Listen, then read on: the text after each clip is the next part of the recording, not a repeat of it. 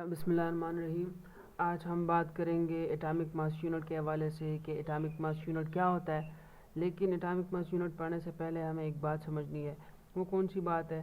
हम सपोज़ करते हैं कि मैं वेट कर रहा हूँ ना, कार को जो है मैं वेट कर रहा हूँ, ठीक है। अब इसका वेट या मास मुख्तलिफ चीज़ें, लेकिन चलो हम यहाँ सेम ही ले लेते हैं। अगर कार का मैं जो है वो मास मालूम करना चाहता हूँ, तो देखो मैं क्या करूँगा। सपोज़ मैं कहता हूँ कि वो 150 टन है, ठीक है, टन्स। तो देखो ये कार जो है या ये बहुत बड़ा है, इसका मास बहुत ज़्यादा होता है, तो उसको हम टन्स में तोलते हैं। अब ये टन क्या है? ये यूनिट ऑफ मास है, यूनिट ऑफ मास है, ठीक है। अब देखो मैं एक जो है एक पैकेट ऑफ शुगर को जो है वो तोलता हूँ। एक पैकेट ऑफ शुगर मतलब इसका ये है कि मेरे पास एक बोरी है चीनी, ठीक है। अब मैं उसका मास फाइंड आउट कर रहा हूँ। तो अगर एक बोरी है तो वो कार के निस्बत से उसका साइज़ कम है, तो अब मैं टन का इस्तेमाल नहीं कर सकता हूँ एज यूनिट, मैं केजी का इस्तेमाल करूँगा। तो मैं कहूँगा कि मेरे पास इसका वेट जो है या मास जो है वो मेरे पास 1 केजी है। अब ये केजी क्या है? ये यूनिट ऑफ मास है। ये भी आपके पास मास ही है और मास का यूनिट है, ये भी आपके पास मास का यूनिट है। लेकिन इन दोनों में फ़र्क क्या है? देखो जितना इसका मीजरिंग ऑब्जेक्ट का साइज़ जितना बड़ा होगा उसका यूनिट भी उतना बड़ा होगा। देखो इधर शुगर है, तो शुगर और कार के अंदर डिफरेंस क्या है? पैकेट ऑफ शुगर का साइज़ कम होता है, तो इस वजह से हमने यूनिट जो है वो कम यूज़ किया है। इधर हम लोग केजी लगा रहे हैं, इधर हम लोग टन लगा रहे हैं। तो देखो इसी हवाले ऐसे ही देखो, अगर मैं क्या कर रहा हूँ, मैं गोल्ड को तोल रहा हूँ, गोल्ड को, ठीक है। तो मैं गोल्ड को जो हो गोल्ड में कैसे तोलूँगा? गोल्ड मेरे पास या तो 12 ग्राम्स होगा, 12 ग्राम्स, और जो है वो 24 ग्राम्स होंगे, जितना भी होगा। देखो लेकिन मैं गोल्ड को तोल रहा हूँ, तो गोल्ड को तोलने के लिए मैं किस चीज़ का इस्तेमाल कर रहा हूँ? ग्राम का इस्तेमाल कर रहा हूँ। क्यों? क्योंकि ग्राम जो है वो छोटा यूनिट है, ये भी यूनिट ऑफ मास है, लेकिन ये यूनिट केजी के निस्बत से बहुत छोटा है और टन के निस्बत से बहुत छोटा है। तो मैं गोल्ड के लिए बहुत ही छोटा यूनिट यूज़ करूँगा, क्योंकि गोल्ड जो है वो हम लेस अमाउंट में लेते हैं, लेस अमाउंट में, ठीक है, बहुत कम मिकदार में हम उसको लेते हैं। तो जितना आपके पास मीजरिंग, ये आपके पास मीजरिंग ऑब्जेक्ट्स है, मीजरिंग सब्सटेंसेस है, मीजरिंग सब्सटेंसेस। तो ये बात मैं पहले भी क्लियर करा चुका हूँ कि मीजरिंग सब्सटेंस का साइज़ जितना छोटा होगा उसका यूनिट इतना ही छोटा होता चला जाएगा। देखो यहाँ पर टन्स है, यहाँ पर केजी है, यहाँ पर ग्राम्स है। ऐसा क्यों हो रहा है? क्योंकि मेरे पास जो ऑब्जेक्ट है उसका साइज़ जो है वो कम होता चला जा रहा है। जितना आपके पास साइज़ कम होता चला जाएगा उतना उसका यूनिट जो है वो भी कम होता चला जाएगा, ठीक है। अब देखो मैं तोलता हूँ एटम्स को। सपोज़ किसी ने एटम्स को तोलने के लिए कहा हुआ है कि एटम्स को तोलो। लैब के अंदर या कोई ऐसी और सिचुएशन साइंटिफिक आ गई है कि एटम्स को तोलना पड़ा, तो एटम्स को तोलने के लिए मैं क्या करूँगा? 12 लिख लूँगा। लेकिन ग्राम जो है मैं वो यूज़ नहीं कर सकता हूँ, केजी यूज़ नहीं कर सकता हूँ, टन्स को यूज़ नहीं कर सकता हूँ, क्योंकि एटम जो है वो बहुत ही स्मॉलर है, इवन स्मॉलर, स्मॉलेस्ट पार्टिकल है, ठीक है ना। तो ये स्मॉलेस्ट है, तो इस वजह से इसका जो यूनिट होगा वो भी स्मॉलेस्ट यूनिट ऑफ मास में यूज़ करूँगा, ठीक है, स्मॉलेस्ट। तो ये सारे मैं नहीं लिख सकता हूँ, इसके लिए मास का एक बहुत ही छोटा यूनिट हम इस्तेमाल करते हैं। इधर मैं लिखूँगा 12 AMU। तो ये क्या है? ये भी यूनिट ऑफ मास है, लेकिन ये बहुत छोटा यूनिट है, smallest unit, smallest unit of mass, जो कि यूज़ होता है, used for measuring, for measuring क्या? फॉर मीजरिंग एटम्स, ठीक है। तो अब यहाँ से कंसेप्ट बनाओ कि एमयू क्या चीज़ है। देखो जिस तरह केजी मास ऑफ यूनिट है शुगर को तोलने के लिए, और ग्राम्स जो है वो भी यूनिट ऑफ मास होता है गोल्ड को तोलने के लिए, इस तरह एमयू भी मास का ही यूनिट होता है एटम्स को तोलने के लिए। हम एटम्स को तोलने के लिए एमयू का क्यों इस्तेमाल करते हैं? क्योंकि एटम का साइज़ बहुत कम होता है, और हम लोगों ने अभी समझा है कि जितना किसी भी मीजरिंग ऑब्जेक्ट का साइज़ कम होगा उतना उसका यूनिट जो है वो भी कम रहता है, या जितना उसका साइज़ बढ़ता होता है तो उतना हम उसका यूनिट का जो साइज़ होता है वो भी बढ़ा लेते हैं। देखो मतलब यहाँ पे आप कार को अगर तोलना चाहते तो आप कार को ये नहीं कह सकते कि मुझे 2 mg का या 2 ग्राम का जो है ना वो कार चाहिए। क्योंकि कार जो है वो बहुत बड़ा होता है, आप यहाँ पे ग्राम का इस्तेमाल नहीं कर सकते, आप यहाँ मिलीग्राम का इस्तेमाल नहीं कर सकते, आपको बड़ा यूनिट इस्तेमाल करना होगा। और अगर कोई चीज़ सपोज छोटा है और आप उसके लिए बड़े यूनिट का इस्तेमाल कर रहे हैं तो वो भी गलत होगा। देखो इस तरह गोल्ड है, तो गोल्ड आप कहेंगे कि मुझे 12 ग्राम का गोल्ड चाहिए या 24 ग्राम गोल्ड चाहिए। आप कभी भी ये नहीं कहेंगे जाके दुकानदार को कि मुझे 2 kg का गोल्ड दे दें, तो वो ये गलत होगा। देखो गोल्ड को आप किलोग्राम में नहीं ले सकते, क्योंकि गोल्ड हम बहुत ही लेस अमाउंट में हम यूज़ करते हैं, तो इस वजह से आपने ग्राम यानी छोटे यूनिट का इस्तेमाल करना होता है। अब एटम चूँकि गोल्ड से भी बहुत ज़्यादा हम कम अमाउंट में लेते हैं या कम होता है। मैंने आपको एटम की साइज़ के बारे में बताया हुआ है कि एक पार्टिकल के अंदर तकरीबन 2 मिलियन एटम्स होते हैं, 2 मिलियन एटम्स होते हैं, ठीक है। तो 2 मिलियन एटम है तो मतलब इसका ये बहुत ही स्मॉलर पार्टिकल है। अब ये बहुत स्मॉलर है तो इसका मास फाइंड आउट करने के लिए हमें सबसे ज़्यादा मास का छोटा सा छोटा यूनिट जो है वो पिक करना होता है, जो कि हमारे पास AMU है।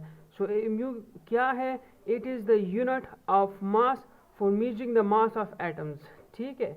ये बात यहाँ से क्लियर होगी कि AMU बेसिकली है क्या चीज़। अब आगे जाके हम इसको और भी पढ़ते हैं।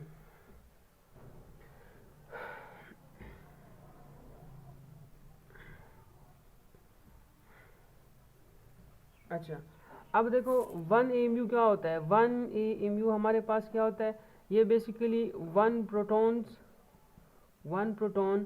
और जो है 1 AMU मेरे पास 1 न्यूट्रॉन का जो है हम इक्वल ले लेते हैं। हम ये कहते हैं कि 1 प्रोटॉन का जो मास होता है उसको हम 1 AMU का बराबर लेते हैं। So it should be clear to you कि एक प्रोटॉन का जो मास होता है, एक प्रोटॉन मास, वो हम कंसिडर करते हैं कि ये 1 AMU का मास होता है। और 1 न्यूट्रॉन का मास जो होता है वो भी हमारे पास 1 AMU हम कंसिडर करते हैं कि इस 1 न्यूट्रॉन का मास 1 AMU है और 1 प्रोटॉन का मास 1 AMU होता है।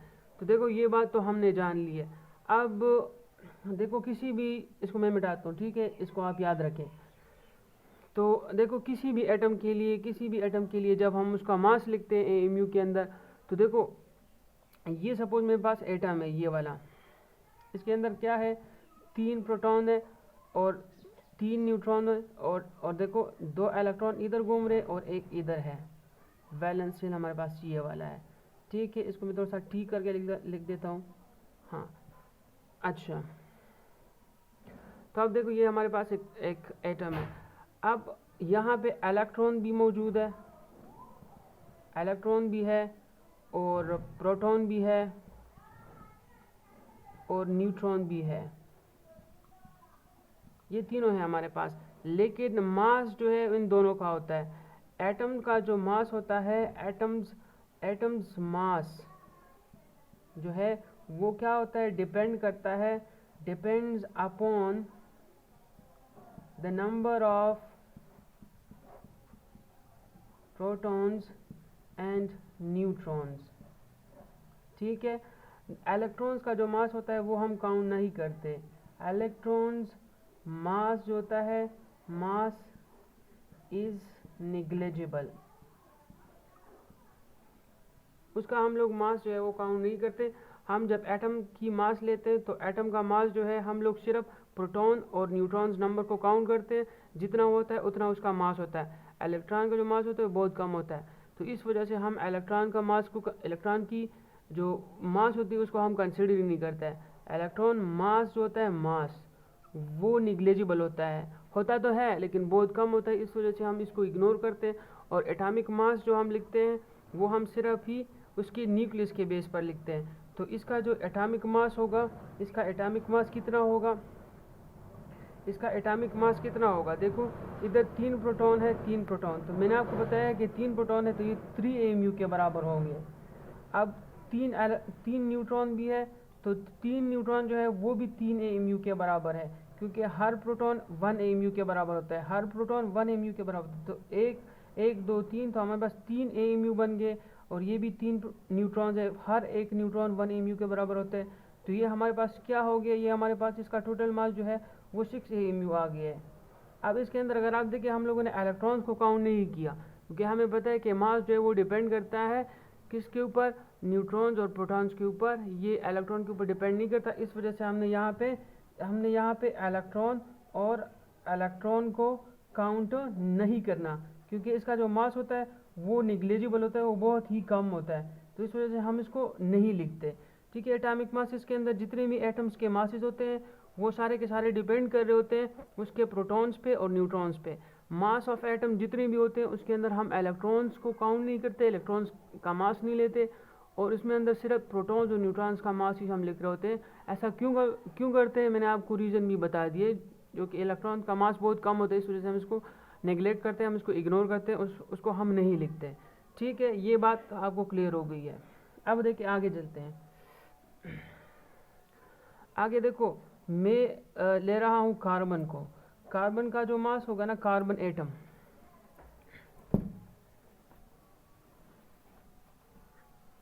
अच्छा देखो कार्बन एटम जो है अब मैं यूज़ कर रहा हूँ।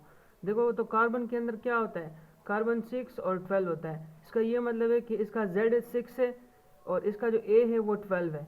तो हमें पता है कि A क्या होता है, A जो है उसके नंबर ऑफ प्रोटॉन्स और न्यूट्रॉन होते हैं। देखो ये इस तरह है, 1 2 3 4 5 और ये 6, 1 2 3 4 5 और ये 6, और ये एक इलेक्ट्रॉन इधर आ गए, 2 इलेक्ट्रॉन इधर होंगे और तकरीबन 4 इलेक्ट्रॉन इधर होंगे, 1 2 3 और ये 4। तो ये हमारे पास क्या है, ये हमारे पास कार्बन एटम है। अब देखो इसका जो मैं एटॉमिक मास लिखूंगा ना, तो एटॉमिक मास के अंदर मैं क्या करूँगा, एटॉमिक मास के अंदर मैं इसका क्या करूँगा, इसके ये प्रोटॉन्स को काउंट कर लूँगा और न्यूट्रॉन्स को काउंट कर लूँगा और मैं AMU के अंदर लिख लूँगा। देखो ऐसे 1 1 2 3 4 5 और ये 6, तो ये 6 AMU बन गए, 6 AMU बन गए। और देखो इधर, तो ये 6 AMU जो है मेरे पास न्यूट्रॉन बनने, दोनों को काउंट करो तो 12 AMU बनते हैं। तो इस वजह से कार्बन का जो मास नंबर होता है वो 12 होता है और इसका एटॉमिक मास 12 AMU होता है। ठीक है, अब देखो हम लोगों ने इधर भी इलेक्ट्रॉन्स को काउंट नहीं करना। देखो अगर हम यहाँ से 1 AMU की बात करें, 1 AMU कि 1 AMU कितना होगा, तो हमें पता है कि हम लोगों ने पहले एटम को, कार्बन एटम को हम लोगों ने 12 हिस्सों में तकसीम किया हुआ था। देखो ऐसे हम लोगों ने तकसीम किया था ऐसे।